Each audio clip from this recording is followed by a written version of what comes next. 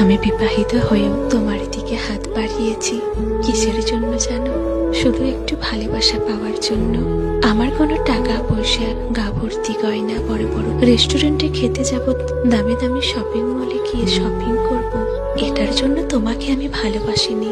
আমি তোমাকে ভালোবেসেছি দিন শেষে একটু তোমার সঙ্গে কথা বলে মানসিক শান্তি খুঁজে নেওয়ার, একটু তোমার ভালোবাসা পেয়ে জীবনটাকে উপভোগ করার জন্য, একটু তোমার মায়া, ভালোবাসা, কেয়ার করা নিয়ে আমি জীবনটা কাটাবো বলে।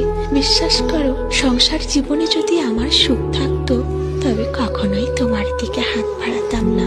আমার সংসার জীবনে অবহেলা ছাড়ার কিছুই ছিল না।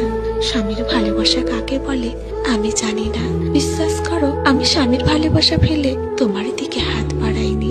আমি হয়তো তোমাকে অসম্ভব ভালোবাসি, তোমার হয়তো মায়াই পড়ে গেছে। হয়তো তুমি ভাবতে পারো বিবাহিত মেয়ে হয়ে আমার মায়াই পড়েছে, মানে তার চরিত্র খারাপ।